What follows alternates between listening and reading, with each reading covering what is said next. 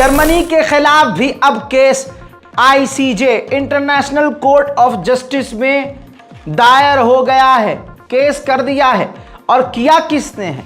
किसी मुस्लिम देश ने नहीं, निकारागुआ ने किया है। यह नाम बहुत कम लोगों ने सुना होगा, लेकिन निकारागुआ एक देश है जिसने जर्मनी के खिलाफ केस आईसीजे में इंटरनेशनल कोर्ट में कर दिया, ये कहते हुए कि ये जेनोसाइड करने वाले देश का साथ दे रहे हैं और पूरी तरह से उसको प्रोवोक भी कर रहे हैं और गलत कांड करने में, इजराइल के वॉर क्राइम में जर्मनी पूरी तरह से साथ दे रहा है। अब भले ही जर्मनी कुछ भी कहता रहे कि हमारे लिए बड़ी बात नहीं है, लेकिन इंटरनेशनल कोर्ट के अंदर जर्मनी को अब सफाई देनी पड़ेगी और एक लंबे समय तक केस लड़ना पड़ेगा। उधर मेरे दोस्तों, जर्मनी का अगला कदम ऐसा हुआ जिससे साबित हो गया कि निकारागुआ बिल्कुल सही कह रहा है। रिपोर्ट के मुताबिक जर्मनी ने, बेगैरत जर्मनी, नंगे जर्मनी ने, ये जो परसों कत्लेआम हुआ है, जो भूखे लोग लाइन में कतार में लगे थे मदद के इंतजार में, जिन्हें तोप से इजराइल ने उड़ा दिया, बता दूं आपको कि जर्मनी ने कह दिया कि हम उसकी निंदा नहीं करेंगे। हम नहीं कहेंगे कि वो कत्लेआम है, हम नहीं कहेंगे कि इजराइल ने गलत किया, क्योंकि वो तो मैदान जंग है, वो मैदान जंग है, तो इसमें हम कुछ नहीं कह सकते कि वो गलत है। आप समझ रहे हैं?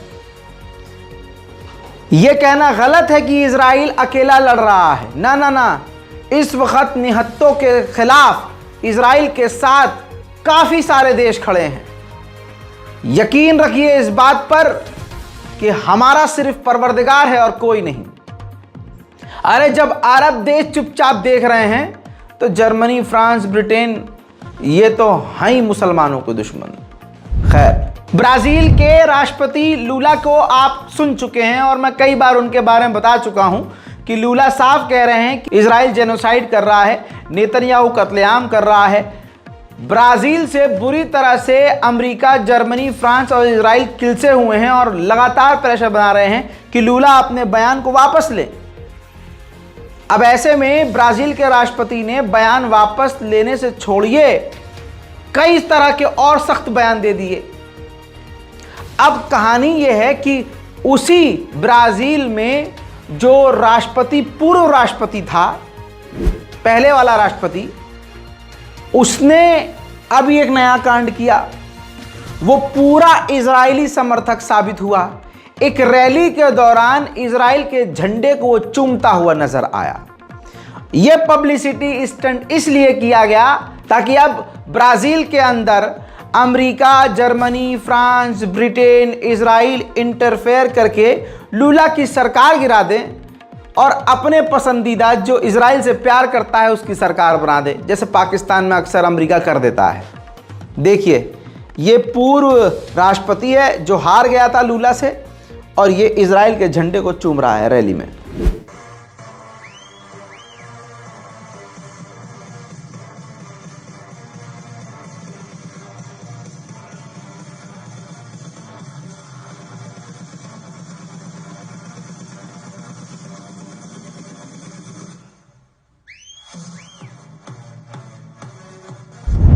देख लिया दोस्तों, अब मैं गाजा ले चलता हूं।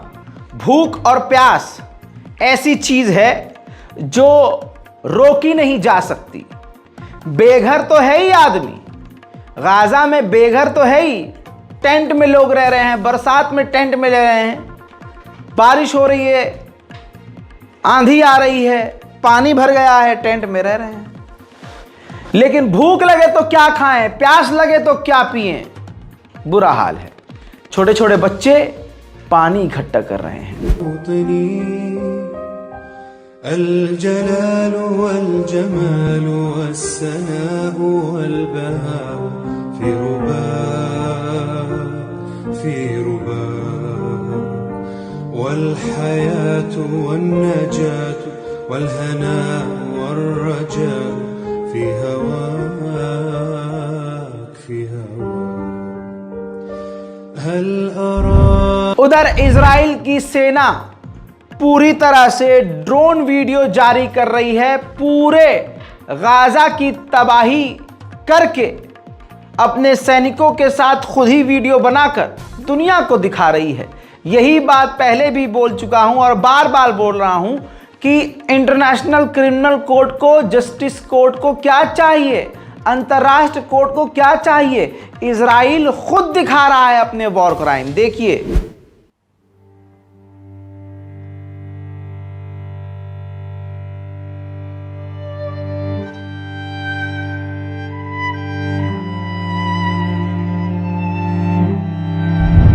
हस्बी अल्लाह व निअमल वकील। मेरे दोस्तों, जो लोग ये कहते हैं कि बाइकॉट से कुछ नहीं होता, अरे भाई तुम नियत तो करो, उस नियत में परवरदिगार अगर साथ ना दे तो कहना। सिर्फ और सिर्फ स्टारबक्स का सिर्फ मलेशिया के अंदर जो बाइकॉट ट्रेंड हुआ, उससे स्टारबक्स को $10 मिलियन का नुकसान हुआ। स्टारबक्स के सीईओ के ऐसी जगह से पसीना निकल रहा है कि वो साफ भी नहीं कर सकता। इजराइल का एक कानून है, मैं आपको बता देता हूं, ज्यादातर लोगों को पता है, जिनको नहीं पता सुन लीजिए। इजराइल का कानून है कि इजराइल का हर बच्चा 18 साल होने के बाद 3 साल के लिए इजराइल की सेना में काम करता है। 3 साल, कोई भी हो, नेता का बेटा हो, अभिनेता का बेटा हो, आम बच्चा हो, कोई भी हो, इजराइल की सेना में 3 साल काम करना ही पड़ता है। ऐसे में आज यहूदी खुद देख रहे हैं कि हम गलत कर रहे हैं, हमारे बड़ों ने भी फिलिस्तीनियों के साथ गलत किया है और जो आज हम कर रहे हैं इससे दुश्मनी कभी खत्म नहीं होगी। ऐसे में 18 साल की एक इजरायली समझदार लड़की ने यह ऐलान किया और प्रदर्शन किया कि वो इजराइल की सेना में काम नहीं करेगी, वो जाएगी ही नहीं सेना में, जिसके बाद उसकी गिरफ्तारी तय है और इजराइल की पुलिस उसे गिरफ्तार कर सकती है। आइए उस बच्ची को देखते हैं। I'm coming here today to refuse to enlist in the IDF as an act of solidarity and love to the Palestinian people and to say that war has no winners, that violence only leads to more violence, that everyone is being hurt by this war and by the occupation, and that the only way that we can ever solve this is by a political solution and fair peace to everyone. It's also a message to the people of Gaza that there are people fighting for them and that we are trying to make peace, some of us. And it's also a message to the people in Israel to show them that. मेरे दोस्तों, एक छोटी लेकिन मोटी लेकिन important खबर आ रही है नॉर्वे से। नॉर्वे ने इजराइल के अंदर $500 मिलियन इन्वेस्ट किए थे। उस नॉर्वे ने वापस अपने पैसे इजराइल की कंपनी से निकाल लिए हैं। वहीं इजराइल का एक और सैनिक वॉर क्राइम की अपडेट देता हुआ अपने हाथों अंतर्राष्ट्रीय क्रिमिनल कोर्ट को खुद ये जानकारी दे रहा है। अब अंतर्राष्ट्रीय क्रिमिनल कोर्ट नंगा, बेगैरत और जलील है अगर इस वीडियो को एज अ प्रूफ न ले। इजराइल का एक सैनिक तबाही के मंजर दिखाता हुआ धमकी दे रहा है अरब को, फिलिस्तीनियों को कि हम तुम्हें पूरी तरह से बर्बाद कर देंगे और बैतुल मुक़द्दस पर कब्जा कर लेंगे। וואלה, מצד אחד החופים הכי יפים שראיתי, באמת. ים נקי, פלטה, בלי סלעים, בלי כלום. באמת. מאחורה, הנוף פחות יפה. מדהים, מדהים.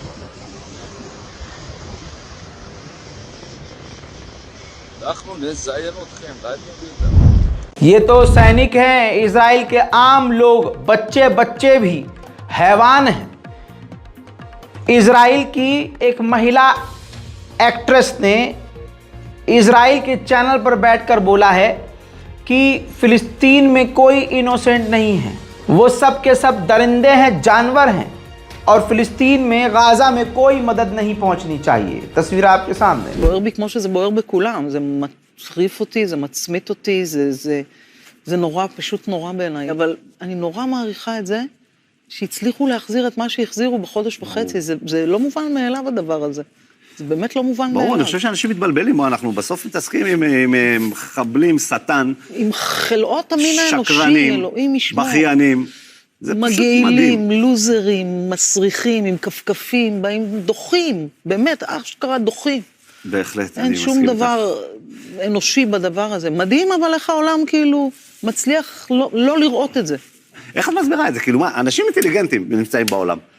אני לא יודעת להסביר את זה, אני רק יכולה להסביר לך שאני חושבת שכל המדינה וכל... देख लिया दोस्तों, उम्मीद करता हूं कि ज़्यादा से ज़्यादा इस रिपोर्ट को शेयर करेंगे और तमाम लोगों से, अपने जानने वालों से, अपने चाहने वालों से, जहां आप काम करते हैं या जहां आप रहते हैं, अपने लोगों से कहेंगे कि रज़ाग्राफी ये जो चैनल है आप इसको देखें। बड़े ही आसान और सिंपल भाषा में ये हमारा भाई आपको तमाम जानकारी देगा और वो भी सबूत के साथ। जय हिंद।